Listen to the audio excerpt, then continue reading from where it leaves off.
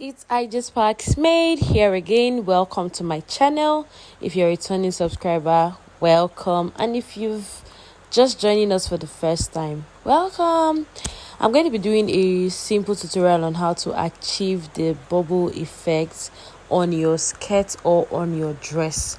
Now yours can be fuller and it can be less fuller. So let's get started. So first of all, I'll be working with a cotton fabric, and like I said, you can do the gathers method and you can do the flare method. Now you can do the flare, and then to make it fuller you can attach the gathers, but for me I'll be working with the flare method, and this is the measurement I will be working with. Okay, now first off, I'm sure we are familiar with circles, and we have the 180, we have the 360 circle. Now if you are not, I'll drop the description below on a detailed video on different circles that I made. For this particular circle, I'm going to be doing a 360 for the main skirt, and then the lining part of the skirt I'll be doing a 180. Now note that this 360, to achieve the 360, I had to do double of the 180 to achieve the 360 skirts. Please, for those that are not familiar with circles, I will drop a link in the description box where you can go and watch a detailed video on circles. Yes, it will really help you. So for the radius of this skirt, I had 4.1 inches. So I'll just go ahead and mark out the radius, and then go ahead and mark out the length of this skirt. Note that this skirt is going to be joined to the top, and at the end of the day I did not get the fullness I was expecting. Yes, so I would advise that if you're not doing the gathers method and you're doing the flare method, please make sure that you do larger than your client's waist, so that you can now add gathers to it if you're doing the flare method. And if you're doing the gathers method, it's just about the same procedure.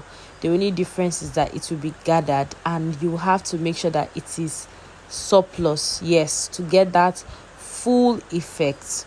Okay, so that I'll just be duplicating this circle. Remember that for the main fabric we have a 180 doubled, so this is our 180 doubled, and I'll be opening up the second part. In other words, by the time I join it, I would have the sides together joined, and then the center back will be opened. That is exactly what I aimed to achieve. Now for the lining part, I will just go ahead and do the same thing, fold my lining by 4 to achieve a 180 degrees flare. Remember that our main fabric is a 360 degrees flare, right?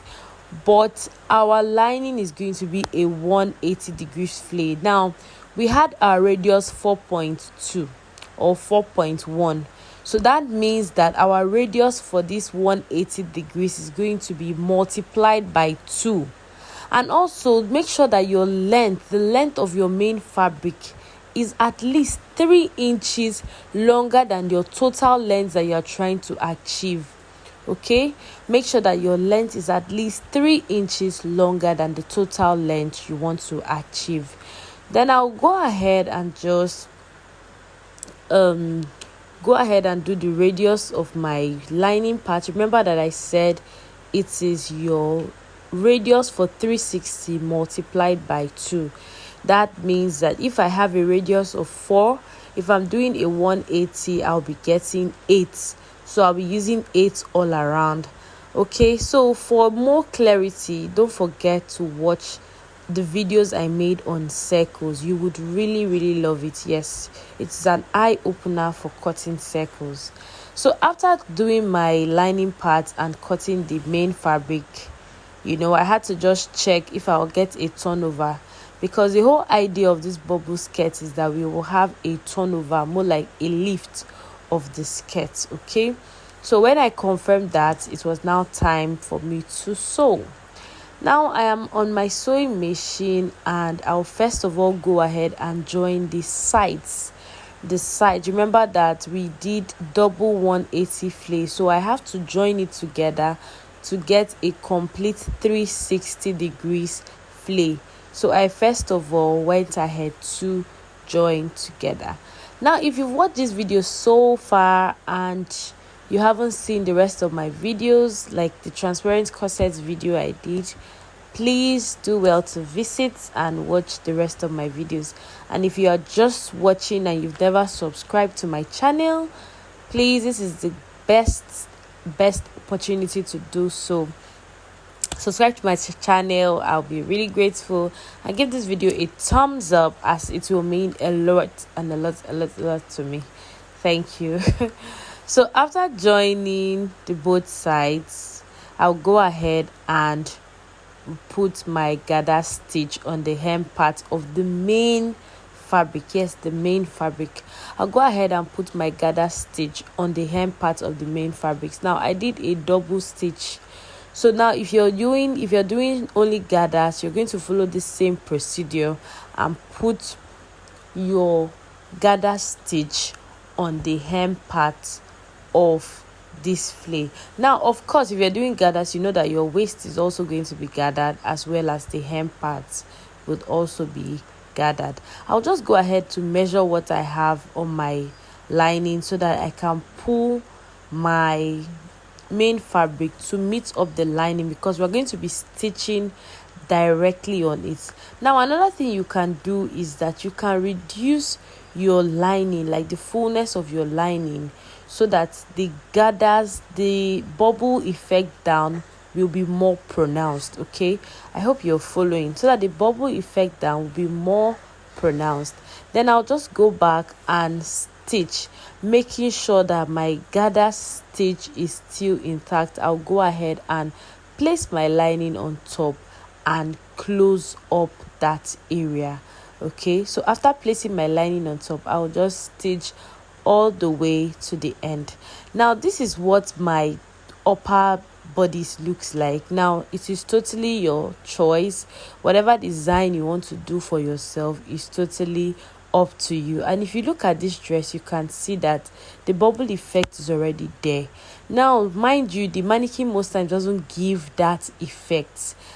Okay, like as I did one that was gathered. I think I'll drop the picture or the video here at the end of this class, and the effect was not obvious on the mannequin, but it was actually obvious on the client when she wore it. Like it gave that bubble effect. So most times the mannequin do not do justice, but regardless, your own bubble dress can be a lot fuller. Yes, there is no limit to it. Your own bubble dress can be a lot fuller.